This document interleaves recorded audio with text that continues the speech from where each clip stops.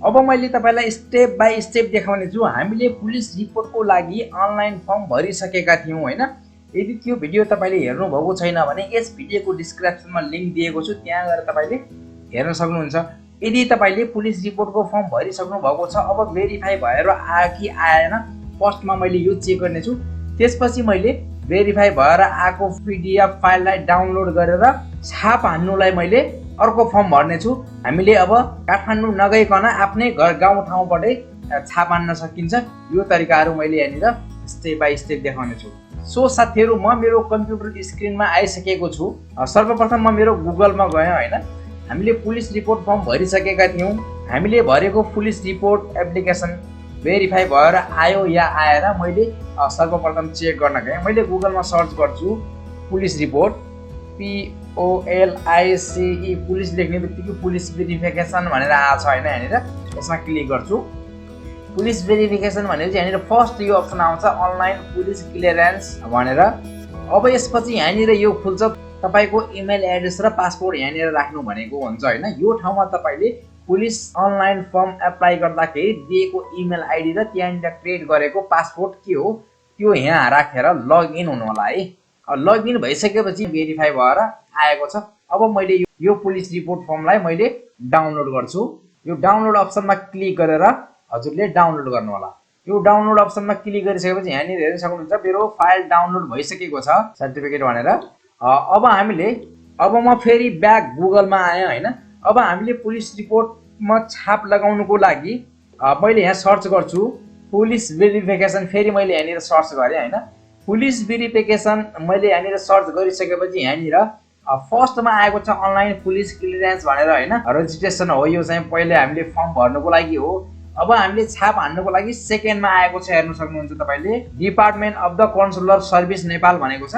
यो वेबसाइटमा तपाई आउनु होला। गुगलमा सर्च गरिसकेपछि यो वेबसाइटलाई यहाँनिर क्लिक गर्नु होला। अब यहाँनिर आइसकेपछि हजुरले यहाँनिर हेर्न सक्नुहुन्छ तपाईले पेमेन्ट भेरिफिकेसन लेखेको छ हैन। यहाँनिर डाउनलोड लेखेको छ। यो पेमेन्ट भइसकेपछिको कुरा। भिडियोलाई कति पनि स्किप नगरिकन हेर्नु होला। मैले स्टेप बाइ स्टेप हजुरलाई सम्पूर्ण जानकारीहरू एउटै भिडियोमा दिने छु।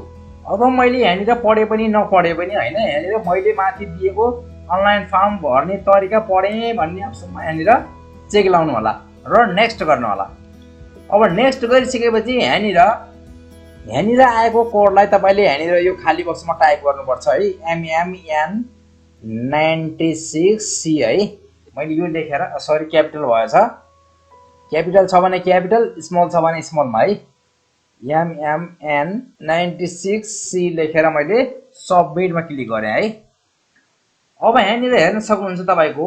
अब यहाँनिर तपाईले डिस्प्याच नम्बर र डेट अफ बर्थ राख्नुपर्ने हुन्छ। यो डिस्प्याच नम्बर भन्ने तपाईको पुलिस रिपोर्ट बनिसकेर आएकोमा हुन्छ है। तपाईलाई मैले देखाएँ, मिनिमाइज गर्छु। यहाँनिर हेर्न सक्नुहुन्छ यो डिस्प्याच नम्बर भनेको छ नि, यो नम्बर। यो डिस्प्याच नम्बरलाई र तपाईको डेट अफ बर्थलाई त्यहाँनिर राख्नुपर्ने हुन्छ। मैले यो नम्बरलाई यता राख्छु। मैले यहाँनिर बनिसकेको पुलिस रिपोर्टको डिस्प्याच नम्बर र आफ्नो डेट अफ बर्थ राखेर अब सबमिट गर्छु। अब यहाँनिर यो फर्म खुलिसकेको छ।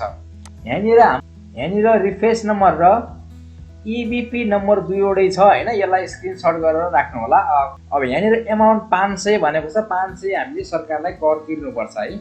छाप हान्नुलाई 500 रुपैयाँ कर तिर्नु पर्यो।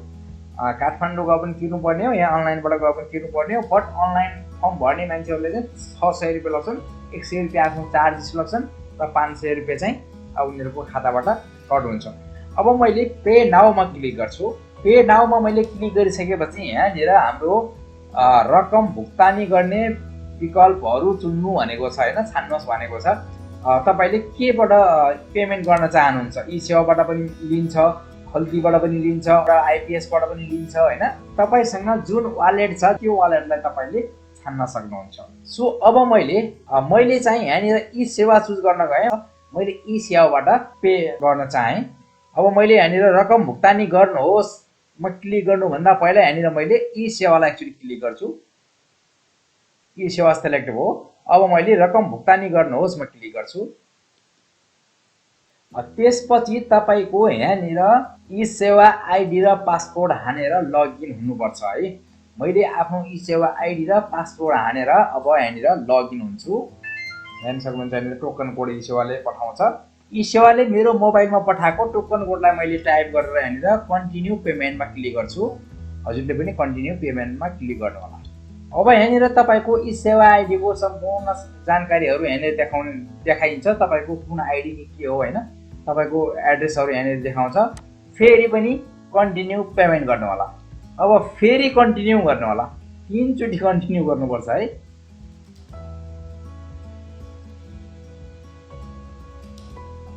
अब हामीले पेमेन्ट एप्लाई गरिसकेका छौं हैन। म फेरि एकताल भेरिफाई पेमेन्टमा क्लिक गर्छु। Payment is verified and your application is submitted successful भनेको छ यहाँनिर। अब मैले यसलाई क्लोज गर्छु। अब यहाँनिर हेर्न सक्नुहुन्छ तपाईले यहाँनिर प्रिन्ट डाउनलोड पेड भाउचर भनेको छ या गो टु ब्याक भनेको छ हैन।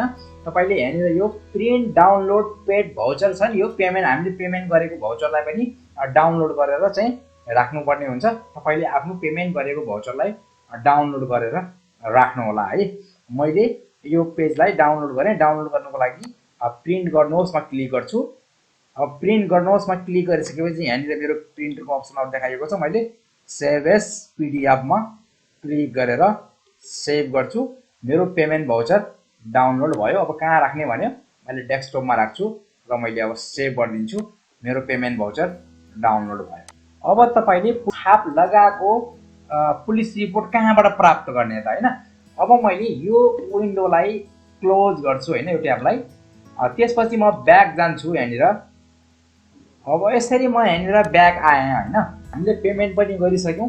अब छाप लगाएको पुलिस रिपोर्ट हामीले प्राप्त गर्नलाई हामी यो अप्सनमा आउनुपर्छ। यहाँनिर डाउनलोड अर्डर पीसीसी भन्ने यो अप्सन छ नि, यहाँनिर क्लिक गरेर हामीले पेमेन्ट गरेको कागजमा त्यहाँनिर लेखिएको हुन्छ जहाँनिर मैले डाउनलोड गरेर राख्नु भनेको थिएँ नि हैन। त्यहाँनिर त्यो कोड लेखेको हुन्छ, रिफ्रेस नम्बर।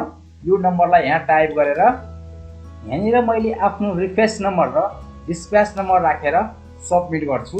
सबमिट गर्दाखेरि के भनेको छ भने यहाँनिर successful your request is in process भनेको छ हैन। Please wait for approve. हामीले केही समय वेट गर्नुपर्ने छ। मैले आज 12 तारिकको एप्लाई गरेको छु। 12 तारिकको साँझो 8:30 बजे मैले एप्लाई गरेको छु। अब मैले भोलि चेक गर्छु कति बेला चाहिँ यो भेरिफाई भएर छाप लगाएको आउँछ। भिडियोमा मैले कन्टिन्यू गर्ने छु है। The next day. Police report complete भइसकेपछि हामीले पुलिस रिपोर्टमा छापको लागि एप्लाई गरेका थियौं। एप्लाई गरिसकेपछि अब नेक्स्ट दिनमा हामीले त्यो छाप सहितको पुलिस रिपोर्ट डाउनलोड गर्नलाई हामीले के गर्नु पर्यो त। मैले गुगलमा सर्च गर्छु अनलाइन पुलिस रिपोर्ट, यो एलआईसीई पुलिस रिपोर्ट अनलाइन मैले यहाँनिर सर्च गरेँ हैन गुगलमा। यहाँनिर थर्ड अप्सनमा आएको छ, हेर्न सक्नुहुन्छ डिपार्टमेन्ट अफ कन्सुलर सर्भिस भनेर छ। यसमा मैले क्लिक गर्छु। अब यहाँनिर अब हामी आउने यो सेकेन्ड अप्सनमा डाउनलोडमा है। मैले डाउनलोडमा क्लिक गर्छु। डाउनलोडमा क्लिक गरिसकेपछि यहाँनिर भनिसकेको छ रेफरेन्स नम्बर र डिस्प्याच नम्बर। डिस्प्याच नम्बर त तपाईको पुलिस रिपोर्टमै नै हुन्छ हैन। तपाईलाई मैले अघि नै भनिसकेको जस्तै मैले यहाँ हिजो स्क्रिनशट गरेर देखाएको थिएँ नि अघि। जस्तै यो यहाँनिर मेरो यो रेफरेन्स नम्बर रहेको छ। मैले पुलिस रिपोर्टमा भएको डिस्प्याच नम्बर यहाँ राखेँ र पेमेन्ट भाउचरमा रहेको रेफरेन्स नम्बर यहाँ राखेँ। अब मैले सबमिटमा क्लिक गर्छु। यहाँनिर हेर्न सक्नुहुन्छ तपाईले successful your document processing is complete भनेको छ हैन। प्लिज डाउनलोड भनेको छ। अब यहाँनिर हाम्रो पुलिस रिपोर्टमा छाप लगाएर आइसकेको छ। अब हामीले यो डाउनलोड अप्सनमा क्लिक गरेर आफ्नो फाइल डाउनलोड गरौँ। यहाँनिर डाउनलोड गरेर मैले खोलेँ।